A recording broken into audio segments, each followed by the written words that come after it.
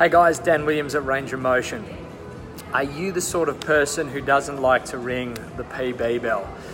Do you maybe not have the confidence to go up and ring it and signify your PB? Well, I wanted to talk about this and why sometimes having a PB bell isn't for you, but it's for other people.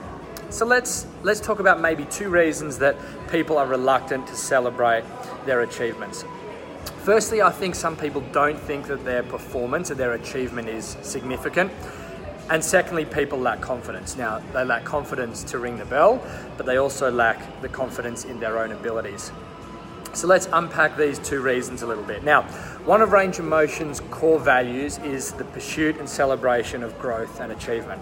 So we work really hard to create a culture here where we can celebrate people's development, to celebrate people getting better and achieving what they've set out to achieve. Let's talk about this first reason why people don't like to celebrate their achievement.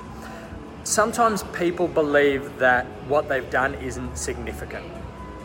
It's something that's not significant on a grand scale. Now, of course, we don't need to talk about a grand scale because we're just talking about you. And what you've just done, if you've just PB'd, is you've done something that you have never done before in your life. So if you're a 50-year-old and you've just PB'd your clean, you've just done something that in half a century you have never been able to do. So it is significant. People think sometimes that, well, I've only PB'd by a kilo. I've only done 1 extra rep in my unbroken pull-ups. It's about a continuum. It's about progressing and getting better. So if someone has PB'd their clean by a kilo and gone from 99 to 100, that is no more significant than someone who's gone from 19 to 20 kilos. In fact, going from 19 to 20 kilos is maybe even more significant. So it doesn't matter what level you're at, it just matters that you're continuing and progressing up this continuum. Now, the people who don't think that what they've done is significant, they also tend to be the same sort of people who are running on what's called a hedonic treadmill. And this is this concept where you get something and you're never satisfied because you always want more. You always want more. You always want more. So think about buying a new big screen TV. You buy a new big screen TV. 65-inch TV on the wall looks amazing. But then you realize that you need the surround sound as well. So you get the surround sound system. Then you realize you need a Netflix subscription. And you need to subscribe to every streaming service you can. And then you realize that you need a reclining chair, and then one for your partner and one for your family. Then you need a popcorn machine in there. And before you know it, you've bought a new house, all because you needed a bigger TV. This is the problem. This is the hedonic treadmill, where you get something and you want more and more and more. And people who do this when they're exercising and they PB, but then they start focusing too soon on their next goal, they can never stop and celebrate and enjoy their achievement.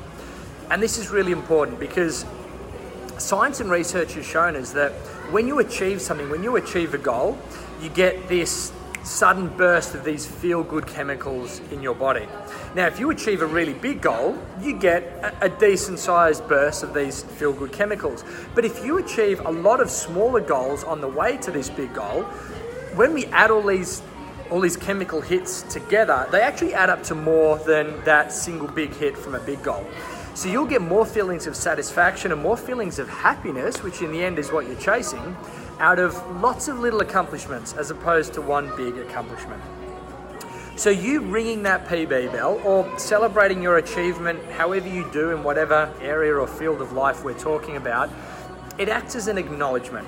It acts as a pat on the back and a nod of the head that says, yes, I've achieved something. I've achieved something I've never done before, and for me, that is a good thing. It gives you that little hit of dopamine, that feel-good chemical, so you can improve your happiness while you're improving your performance. So that's the first reason I think people are reluctant to celebrate, because they don't think that what they're doing is significant. Now, the second reason is people lack confidence. Now, this comes in 2 ways. Firstly, they lack the confidence to ring the bell in the first place. And secondly, they lack the confidence in their performance as a person. And quite often, the people who are not confident enough to ring the bell, well, they're the same people who lack confidence in their own abilities. And I can almost guarantee that this would transfer away from just the sphere of exercise and health into your work, into relationships. So how can we use this concept and this concept of celebrating achievement to maybe improve your confidence across the board? Well, there are two big predictors of confidence, two main things that we can do to make you a more confident person, be it in an exercise and health setting or in a general life setting. The first and the biggest thing we can do to improve our confidence is to actually achieve what we've set out to achieve. So the research tells us that if you have cleaned 40 kilos before, chances are you'll be pretty confident that you can clean 40 kilos again. That's the biggest predictor, the fact that you have done something. And by ringing that bell, it draws your attention to the fact that yes, you have achieved something and your confidence begins to grow. And as your confidence in your own abilities begins to grow, then your confidence to be able to ring the bell, maybe in front of a room full of people, will also grow. And you get this positive feedback loop where confidence will start to breed confidence. Now, we talked about that being the first biggest predictor. The biggest predictor of confidence is actually doing something yourself in the past. The second biggest predictor of confidence is what your peers are doing. That if your friend did a 100 kilo deadlift and they're just like you, they're your contemporary, if they did it, then you can do it too. So sometimes ringing that PB bell, it's not so much about building your own confidence as it is building theirs. It's not for you. It's not just a celebration of your own performance and achievement, though of course that's part of it. It's also a little sign for them that, hey, if they can do it, then I can do it too. And what happens is they see you achieve this. It's like the Roger Bannister effect, the 4-minute mile. As soon as that 4-minute mile was broken, everyone broke that 4-minute mile. This is the same. You achieve something, your peers see that, suddenly they think, well, I can do it too, they achieve it, and then they pass you. And basically you feed off each other. And instead of having just you focusing on improving your own performance, you're creating a culture, a tribe, a group of people where everyone has a vested interest in the performance of everyone else. So if you have 150 people in this tribe, you have 150 people who have a vested interest in improving you, in improving your confidence, and therefore in improving their own confidence. Because in the end, that's what this is all about. This is all about culture. It's about creating a culture where achievement and growth and performance are rewarded, not only pursued, but also rewarded. It's important not just to have the pursuit of improvement, but also a reward for improvement, a recognition that improvement is important. So guys, next time you PB, ring that PB bell. It might be a little bit out of your comfort zone, but remember, your performance is significant. It will help to build your confidence, and it's not just for you, but for all the people around you as well. Guys, I'd love to hear your experiences with this. If you sometimes lack a little bit of self-confidence, if you feel like I'm talking about you, please post and share your experiences below, because I know other people will benefit from your thoughts and your feelings.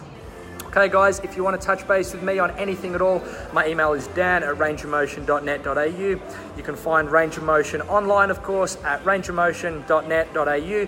Any questions or comments, post them below. Otherwise guys, I will see you again soon.